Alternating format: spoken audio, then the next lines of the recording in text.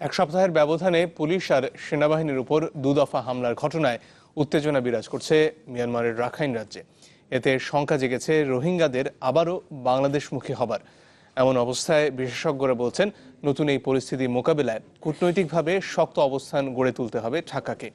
এছাড়া রোহিঙ্গা ইস্যুতে চীনের হস্তক্ষেপের সম্ভাবনাও তেমন একটা নেই। Began to understand the significance of the Nobel Prize. It had made me real once again. শান্তিতে নোবেল বিজয়ী সুচির দেশ মিয়ানমারে জাতিগত অশান্তি যেন থামছেই না। গণতন্ত্রের পথযাত্রায় মিয়ানমারের ১৩৫টি জাতিগোষ্ঠী স্বীকৃতি নিশ্চিত হলেও দেশ পরিচয়হীন এক জনগোষ্ঠীর নাম রোহিঙ্গা। ধর্ম বিশ্বাসে প্রধানত মুসলিম, বাস মিয়ানমারের রাখাইন রাজ্যে। ইতিহাস বলে আরাকানের রোহিঙ্গাদের বসবাস শুরু হয় সপ্তম-অষ্টম শতাব্দীতে। মধ্যপ্রাচ্যীয় মুসলিম ও স্থানীয় আরাকানিদের সংমিশ্রণে রোহিঙ্গা জাতির উদ্ভব।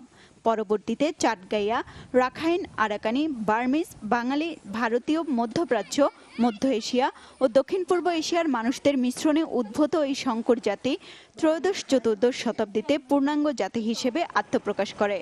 পঞ্চদশ থেকে অষ্টাদশ শতাব্দী পর্যন্ত আরাকানের রোহিঙ্গাদের নিজেদের রাজ্য ছিল। তবে ইতিহাস যাই বলুক, নিজ দেশের নাগরিক হিসেবে রোহিঙ্গাদের স্বীকৃতি দেয় না মিয়ানমার। এর কারণে মৌলিক চাহিদা সহ নানা ধরনের নির্যাতনের শিকার হতে হয় তাদের, যার জন্য অনেককেই ছাড়তে হয়েছে বসতভিটা। এরই মধ্যে বাংলাদেশ সীমান্ত ঘেঁষে রাখাইন রাজ্যে সামরিক অভিযান শুরু হওয়ায় আশঙ্কা জেগেছে রোহিঙ্গাদের আবারও বাংলাদেশমুখী হবার। যদি পুশব্যাক হয় বা এই ধরনের কোনো আরেকটা ক্রাইসিস বাংলাদেশ এবং মায়ানমারের মধ্যে হয়, তাহলে মুশকিলটা হবে যে মুসলিম ওয়ার্ল্ডের সাথে আমাদের রিলেশনশিপে একটা মোটামুটি খুব বড় ডেন্ট হবে না, কিন্তু একটা মোটামুটি বড় আর্গুমেন্টের জায়গা চলে আসবে। মিয়ানমারের নির্যাতনের ভয়ে বরাবরই বাংলাদেশ, থাইল্যান্ড ও মালয়েশিয়ায় পাড়ি জমায় রোহিঙ্গারা। নতুন এই পরিস্থিতিতে বাংলাদেশকে কূটনৈতিকভাবে শক্ত অবস্থান গড়ে তুলতে হবে বলে জানান আন্তর্জাতিক সম্পর্ক বিশেষজ্ঞরা। বাংলাদেশ সরকারকে সব রকমের ইনিশিয়েটিভ নিতে হবে, ডিপ্লোম্যাটিক লেভেলে এটাকে নিতে হবে, গ্লোবাল লেভেলে নিতে হবে, এবং অবশ্যই এটা রিজিওনাল লেভেলে যে প্ল্যাটফর্মসগুলি আছে সেখানে এই বিষয়টা নিয়ে প্রোঅ্যাক্টিভলি একটা ব্যবস্থা গ্রহণ করা প্রয়োজন।